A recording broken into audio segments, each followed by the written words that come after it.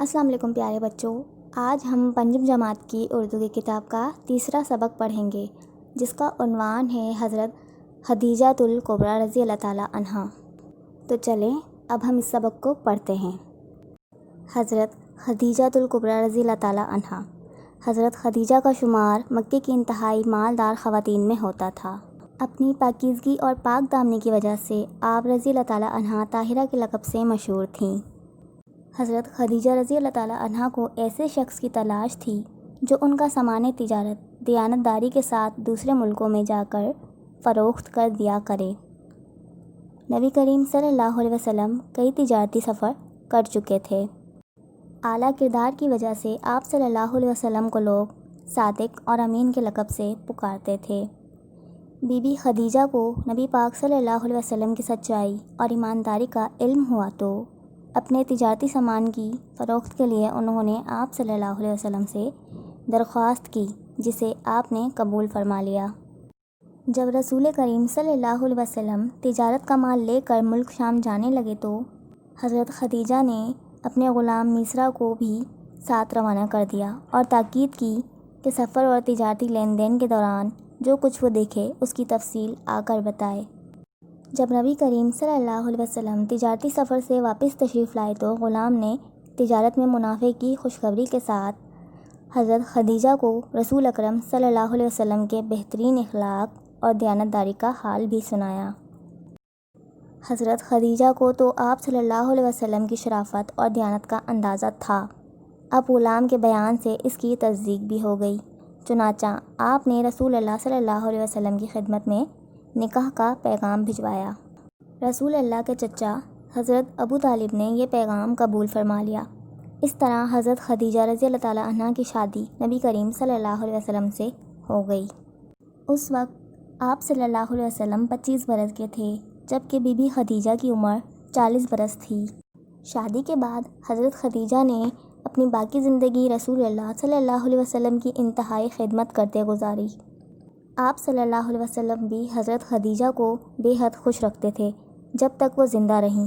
آپ صلی اللہ علیہ وسلم نے دوسری شادی نہیں کی، حالانکہ اس زمانے میں عرب میں ایک سے زائد شادیاں کرنے کا عام رواج تھا۔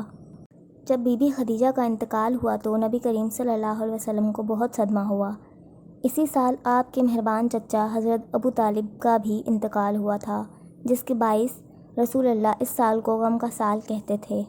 حضور اکرم صلی اللہ علیہ وسلم بی بی خدیجہ کا ذکر عزت اور محبت سے کرتے، یہاں تک کہ جب آپ صلی اللہ علیہ وسلم قربانی کا گوشت یا دوسری چیزیں تقسیم فرماتے تو اس میں سے حضرت خدیجہ کی سہیلیوں کو حصہ ضرور بھجواتے۔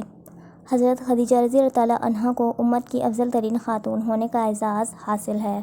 آپ کی اولین فضیلت یہ ہے کہ نبی کریم صلی اللہ علیہ وسلم کی رسالت پر عورتوں میں سب سے پہلے ایمان لانے والی سعادت آپ کے حصے میں آئی۔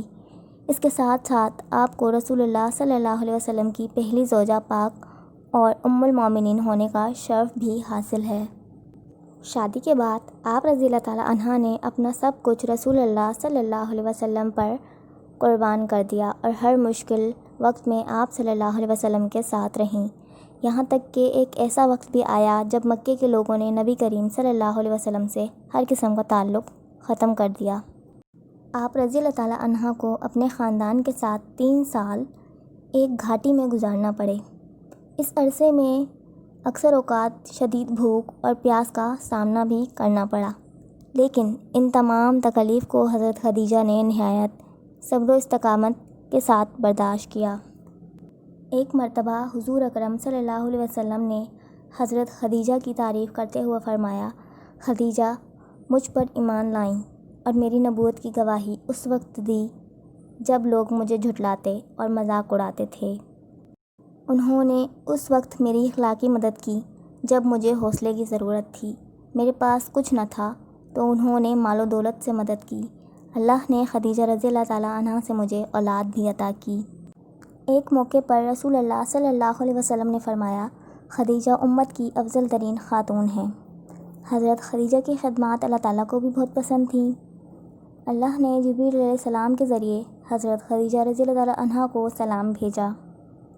حقیقت تو یہ ہے ام المومنین حضرت خدیجہ رضی اللہ تعالیٰ عنہا کی زندگی عورتوں کے لیے ایک مثالی زندگی ہے جس پر عمل کر کے وہ دنیا اور آخرت دونوں میں کامیاب ہو سکتی ہیں۔ اب ہم اس سبق کی مشق پر آتے ہیں۔ دیے گئے سوالات کے جوابات لکھیے۔ ان سوالوں کو آپ اپنی نوٹ بک پر لکھیں گے جس طرح آپ اسکرین پر دیکھ رہے ہیں۔